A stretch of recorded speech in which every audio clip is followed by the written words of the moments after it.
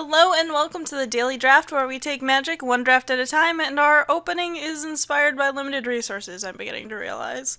My name is Morgan, and this is a Battle for Zendikar Pack Point Swiss draft because, to be honest, I'm getting a little sick of not opening Power and Cube and losing because of it. Not bitter. Hashtag not bitter. So we're in a Battle for Zendikar Swiss queue. Waiting for people to join, obviously, because everybody's on that cube grind. And if people don't join up in a timely manner, I'll probably jump into a cube draft. Or let's see, is Khans of Tarkir firing?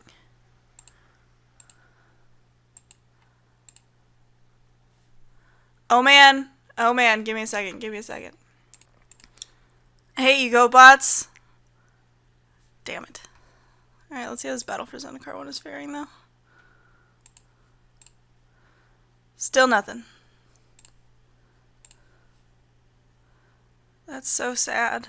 But I was not paying 14 tickets. Gosh. That's way too much money. Ugh.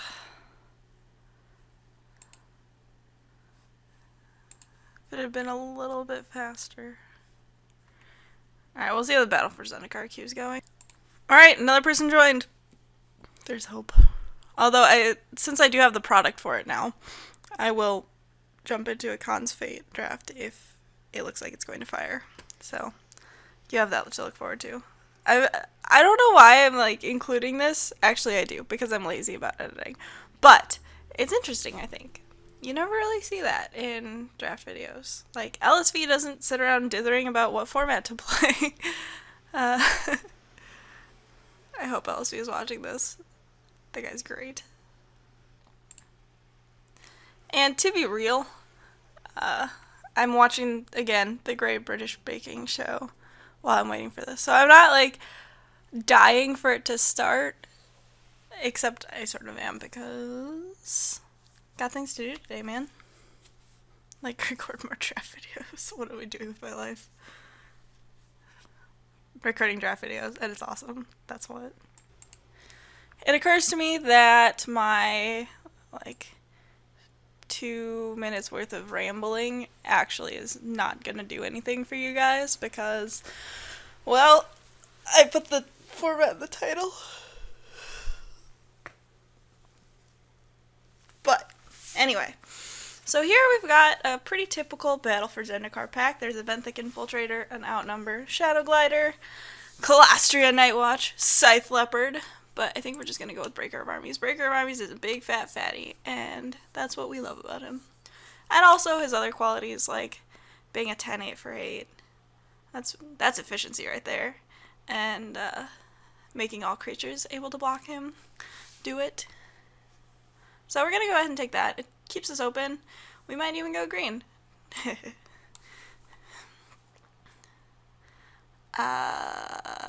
Brood Monitor seems to be just the best card in the pack. Core Castigator's fine, Falcon Predator's fine, but they're better in aggressive decks, not Breaker of Armies decks. So, we're gonna speculatively take the Brood Monitor. Goes well with our Breaker of Armies anyway. Here, pretty easily just taking the Rune Processor. Bring to Light is not spectacular in this format. Adverse Conditions is a little early to take. Encircling Fissure is good, but I think I'd rather have just another big guy than the Encircling Fissure. I'm going to take the Clutch of Currents here. I like it better than Nettle Drone because Nettle Drone doesn't really go in this deck, whereas Clutch of Currents goes in any deck. So, yeah, pretty easily going to take that. Staying open is kind of interesting in Battle for Zendikar because when, for example, I was listening to or watching a limited resources draft from a while ago, and I was like, yeah, we're going to take a bunch of different things and stay open. Whereas now it's yeah, we're going to take a bunch of colorless guys and stay open. So, only green card in this pack is a Giant Mantis, which, if you watch my crack pack from yesterday, it's still kind of filler. Mist Intruder is okay. It's good for early ingesting for sure. And I'm not sure if we're going to get the opportunity to get another one, because people take them a lot more highly than I do. Myers Malice is good. Discarding 2 cards is pretty significant in this format, actually, but I think we're just going to take the Mist Intruder and kind of stick to our blue guns a little bit. Here, there's a Stone Fury and a Nettle Drone, as well as like an Oran Reef Invoker. I'm going to take the Nettle Drone. We might not be playing green after all, maybe.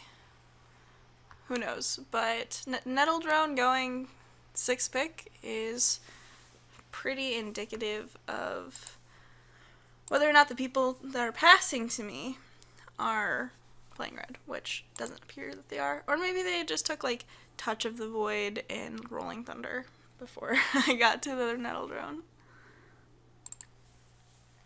Okay, I'm a lot happier with the Benthic Infiltrator than I was with the Mist Intruder. Benthic Infiltrator is a little bit more of a reliable source of ingest for things like Ruin Processor, but it's also just a little bit hardier than your average Mist Intruder. It can block a lot more. Tajuru Stalwart and Giant Mantis are fine. Empiric Rites goes with Brood Monitor, but I'm not really sure what our second color is. I'm not attached in any way to this Brood Monitor. Here, I like Swarm Surge quite a bit, actually. I could also take like a Slab Hammer or a Colostria Healer. I think I'd take Swarm Surge though. It's the highest amount of payoff if the black, if black is open, black to void, which I don't think it is. This is our opening pack. There wasn't a lot to it. Colostria, Nightwatch, and Shadow Glider are both good in their colors, but I'm going to go ahead and take a Stone Fury because when in doubt, take removal. That's what I always say. Especially since we already have this Nettle Drone. I'm pretty happy to just pick up a Boiling Earth here as a potential sideboard card. I like Unified Front, but not in this deck, and Brilliant Spectrum, Narcana Assassin, and Seek the Wilds to me would all be just filler. Here, I like Mindraker actually. There's a Bring to Light in this pack still. But yeah, we're just gonna go ahead and take Mindraker and a second one. Green, a little bit. Okay, so green might have been open. We did get a Snapping Gnarlid second to last pick, and that's widely considered to be one of the best green commons. Or the best green common, but Snapping Gnarlid is the best green common. That's the top right there. That's as good as it gets, kids. So green might have been open. Nobody could be taking green, but that doesn't mean that I want to be drafting green because there so far haven't been a lot of good green cards in the pool.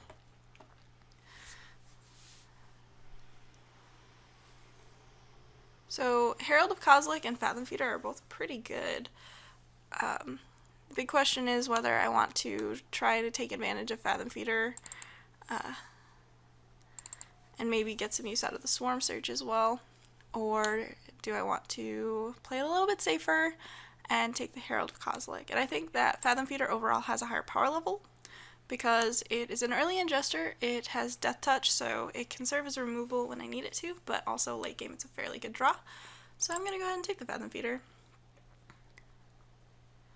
Here, Ulamog's Despoiler is decent, especially since we have both Mist Intruder and Benthic Infiltrator and potentially Fathom Feeder as a way to make it a 9/9. There's also Dominator Drone and Cryptic Cruiser. Cryptic Cruiser is kind of hit or miss for me, honestly. It's, honestly, yeah, I'm going to be honest with you guys. I don't really like sharing my thoughts on Magic cards, but I think you deserve it. Anyway, Cryptic Cruiser, it's good when it's good. When it's bad, it's just kind of awful. I could also just take Ulamog's Despoiler and try and get there on the back of, like, big fatties. But I think I want to take Dominator Drone here, because if I'm playing black, I need to really cement my position in it. Here, fairly easily just taking Kozilek's Channeler. Kozilek's Channeler is a good card, gets us up to 8 in quick order. Spawning Bed, also pretty good if I wasn't like kind of playing around in 3 colors. There's another Kozilek's Channeler in this pack, but there's also a Sludge Crawler, and I like Sludge Crawler a lot. Having Sludge Crawler on 1 is really good for the ingest decks.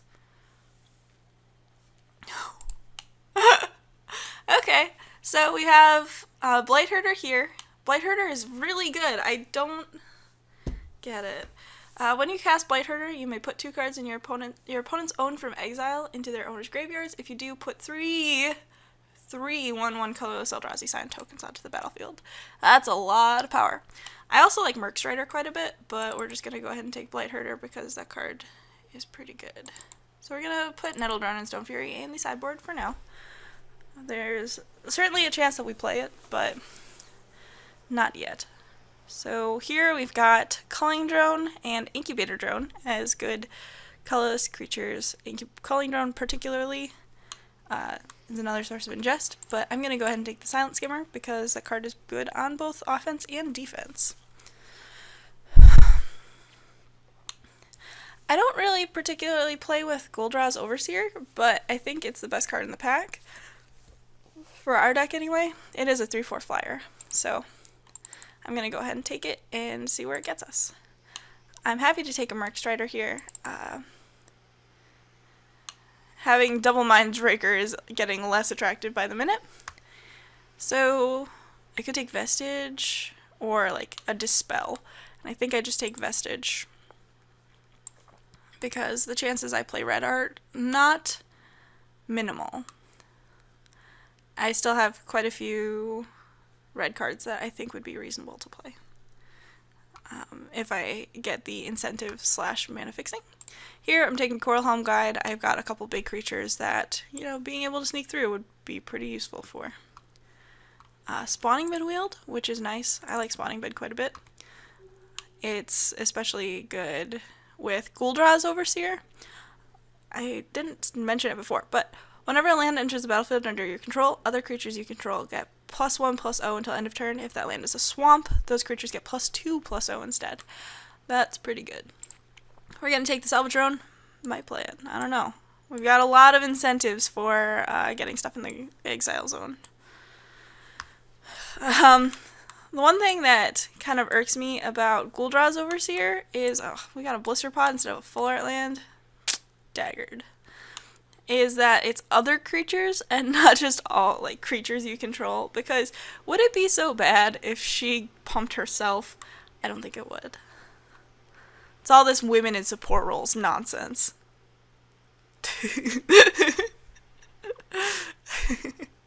Alright, so our rare is completely unplayable in this deck, as is a vast majority of these cards. Like, the card that I like the most is Kozilek's Sentinel here, kids. There's also a Blighted Fen, but I don't really like that nearly as much as I like Kozilek's Sentinel, so I'm going to take it, and maybe we'll play it. Maybe we won't. Maybe we will have just completely wasted our first pick. But, okay. So, I could take Duststalker, but I like Clutch of Currents a little bit better. It's on color. We'll probably not play this Kozilek's Sentinel. It's on color, and it's a quality spell. So, yeah, I'll take a Nullifier, I guess. Other options, Demon's Grasp. I could move harder into red for Kozilek's Sentinel, but I don't think I will. There's also a Cloud Manta here that's fairly reasonable in a Mire's Malice, but I like Nullifier quite a bit. Probably going to cut a Mindraker now because we have plenty of stuff on 4 and 5 and 6 and 7 and 8. We just want low-end stuff, for example, more Mist Intruders or, like, heaven forbid, Benthic Infiltrators or Sludge Crawlers.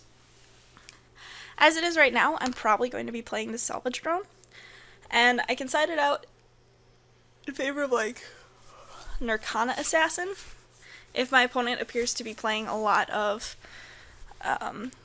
X1s or 1Xs like Kozilek's Sentinel, but otherwise I'd like to be playing it still.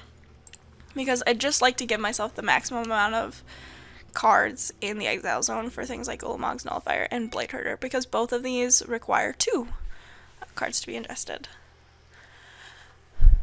I like Merc Strider quite a bit, but I think having 1-drops is important for this deck. because on 1 is the time where you will most likely get in your ingests. Or if you play a 1-drop, rather, you'll have the best chance of getting cards in the exile zone. Because your opponent is not ready for it. No siree bobula.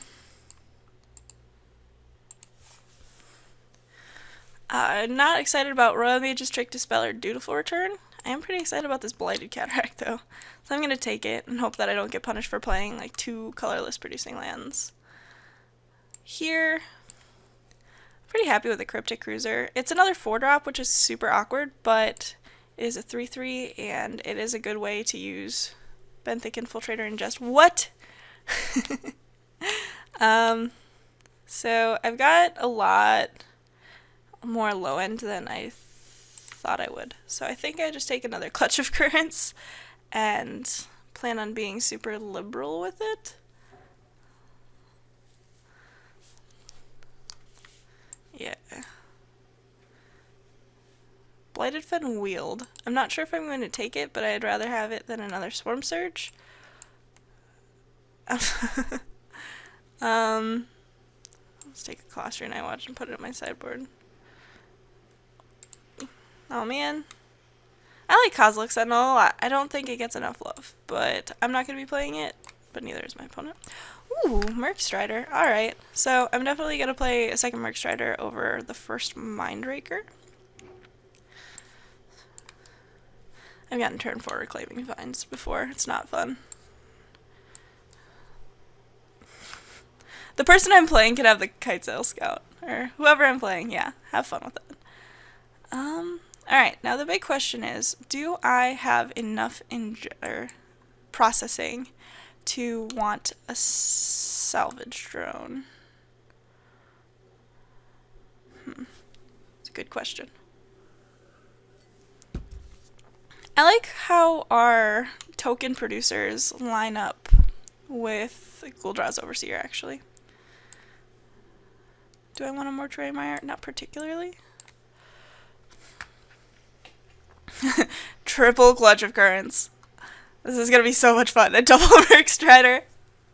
That's why our deck is good, you guys. I think I can actually just cut the Cryptic Cruiser because it's a 3/3 for 4. And we've already got a lot of tempo cards and things to do with our mana.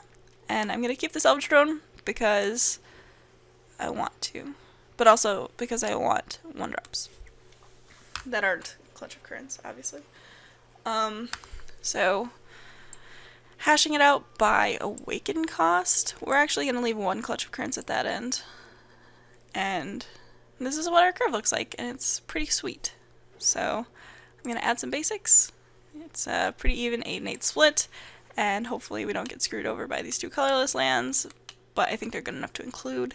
And I will see you guys in round 1.